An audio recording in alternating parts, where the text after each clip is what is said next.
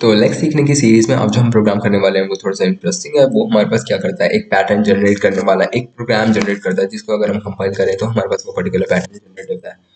तो हम देख लेते हैं ये प्रोग्राम क्या है। ये है 8th नंबर। तो मैं क्या करता हूँ, इसकी स्टेटमेंट जो है वो रीड करता हूँ। यहाँ पे write Lex specification program that generates a C program which takes a string ABCD as input and prints the following output ABCD, ABC, AB and A। हमारे पास ऐसा आउटपुट प्रिंट होना चाहिए अगर हमारे पास इनपुट में आता है ABCD, पर इन्होंने ये भी कहा है कि हमारे पास एक C प्रोग्राम जनरेट होना चाहिए जो कि ये प्रिंट करे। तो हम दोनों काम करा लेते हैं।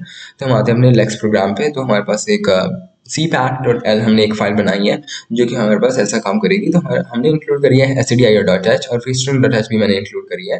फिर इसके मैंने एक नॉर्मल सा फंक्शन बना दिया w। ठीक है, यहाँ पे मैं फंक्शन बना सकता हूँ क्योंकि मेरे पास C डिक्लेरेशन का सेक्शन होता है। फिर मैंने क्या करा कि कैरेक्टर पॉइंटर str यहाँ पे मैंने डाल दिया। फिर इसमें मैंने printf के अंदर मैंने क्या करा, बाय आउट के अंदर मैंने क्या करा कि एक न्यू लाइन प्रिंट करा दी।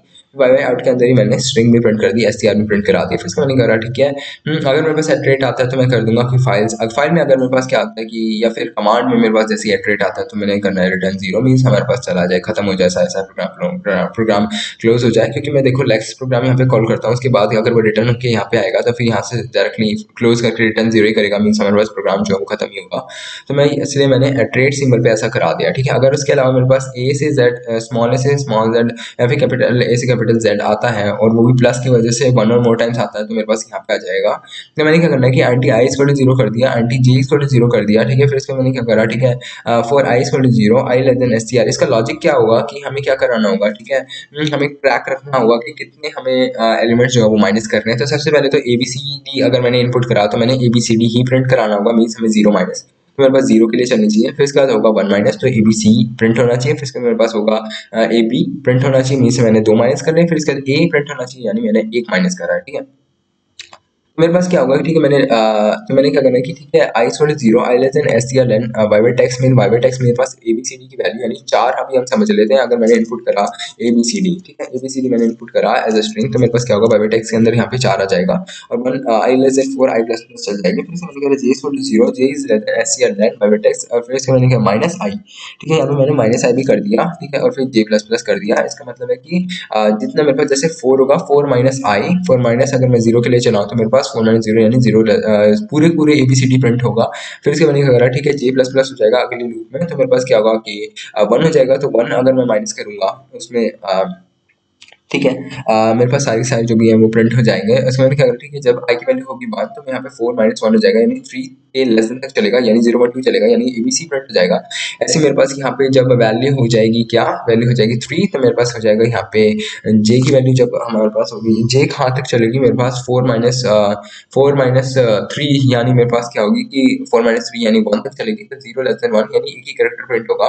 तो इस तरह से मेरे पास यहाँ तक क्या होगा कि सिर्फ 3 तक ही चलेगा और इसकी वजह से यहाँ पे मेरे पास क्या होगा कि सिर्फ 1 लेटर तक ही चलेगा। तो मेरे पास पैटर्न प्रिंट होगा ABCD, ABC और फिर AB फिर A। फिर इसके बाद ये वाली खत्म हो जाएगी और हर एक जो ABC ये सारे प्रिंट करने के बाद एक एक लाइन न्यू लाइन प्रिंट होनी चाहिए। तो मेरे पास ये सिर्फ लॉजिक है जो कंसोल पे प्रिंट करेगा। बट वहाँ पे लिखा था कि एक ऐसा सी प्रोग्राम बनाना है। तो मैं क्या करता हूँ कि एक नई फाइल बना लेता हूँ इस यहीं से कंसोल से। मैंने क्या करा कि बाय बाय आउट में मैंने क्या कर लिया कि एक आउटपुट फाइल ले ली, स्ट्रिंग पैटर्न डॉट सी बना दी और फिर राइट मोड में खोली तो यहाँ ऐसी फाइल बन जाएगी। और इसके मैंने क्या करना कि fprintf फंक्शन यूज कर दिया उस वाली फाइल में राइट करने के लिए। सबसे पहले मैंने क्या करा कि stdio और string.h उस वाली फाइल में डाल दिए और फिर int main भी मैंने ऐसे नॉर्मली प्रिंट कर दिया उस वाली फाइल में। उसके मैंने क्या करा कि एक कैट था str इक्वल टू मैंने क्या करा वाई बाई टेक्स्ट डाल दिया। वाई बाई टेक्स्ट में मेरे पास क्या है कि अभी जो मेरे पास कंसोल से इनपुट है वो मैंने क्या करना है कि नॉर्मली एक character str equal two percent S कर दिया और इस परसेंट एस में वो वाली वैल्यू आ जाएगी जो मैं अभी कंसोल से डालूंगा। इसके मैंने क्या करा कि जैसे मैंने यहाँ पे डिक्लेयर करे हैं मैंने वैसे ही उस वाली फाइल में प्रिंट करा दिए। ठीक है, उसको मैंने क्या करा, ठीक है, हमने क्या कर दिया, ओके। फिर इसके मैंने क्या करा, वही वाली फॉर लूप्स जो है मैंने अभी समझा है वो वहाँ वाली फाइल में भी प्रिंट कर दी और उसके प्रिंट ऑफ की स्टेटमेंट भी मैंने ऐसे 1 बाय 1 लाइन में करा दी। यहाँ पे थोड़ी सी डिफिकल्टी हो रही थी डायरेक्टली प्रिंट करने में, इसलिए मैंने कहा कि 1 बाय 1 यहाँ पे प्रिंट करा दी। ठीक है, परसेंट सी मतलब कैरेक्टर हमें प्रिंट करना है। उसको मैंने कह रहा है str का आई पार्ट। जो मैं यहाँ पे SCR जो है वो डिक्लेयर कर रहा हूँ, उसके बाद क्या करना, ठीक है, प्रिंट कर दिया एक न्यू लाइन। और न्यू लाइन में हमारे पास क्या होना चाहिए, बैकस्लैश आता है, तो वो पहले हमने क्या करके उसके आगे एक और बैकस्लैश लगाना पड़ेगा, और कोड के भी आगे भी हमें एक और बैकस्लैश लगाना पड़ेगा प्रिंट करने के लिए, अगर एक्चुअल कोड प्रिंट करना है तो। उसे मैंने क्या करके रिटर्न 0 भी वहाँ पे फाइल में प्रिंट कर दिया, और फिर यहाँ पे मैंने क्या कर दिया कि रिटर्न 1 करा दिया। मीन्स ये होने के बाद ये वाला जो एलेक्स फंक्शन है वो हो जाए रिटर्न।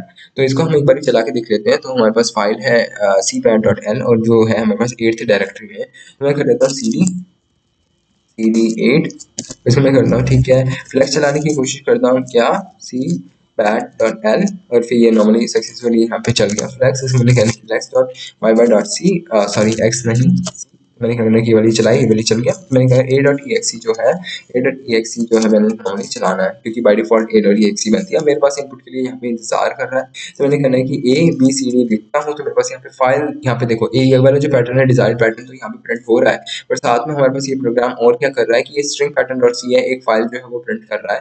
तो मेरे पास क्या है कि अगर मैं इस वाली फाइल को डेव से खोलूँ, तो मेरे पास यहाँ पे आ जाती है ये वाली फाइल, और मैं इसको कंपाइल करने की कोशिश करूँ, ठीक है, तो ये वाली कंपाइल होगी मेरे पास फाइल, और आउटपुट आ रहा है मेरे पास वही जो मैं चाहता था कि वहाँ पे कमांड पे भी आए। और ये वाला जो प्रोग्राम है ये उस वाले लेक्स वाले प्रोग्राम ने जनरेट करा है, और ये वाला जो प्रोग्राम है वो आउटपुट देता है जो मैं चाहता था वहाँ पे कमांड पे भी आए, ठीक है। मेरा जो आउटपुट है मेरे पास ये वाला प्रोग्राम भी दे रहा है। तो इस तरह से मेरे जो दोनों की दोनों रिक्वायरमेंट्स वो सेटिस्फाई होती हैं। और ये था मेरे पास एक स्मॉल सा प्रोग्राम लेक्स का, लेक्स सीखने की सीरीज में। Thank you.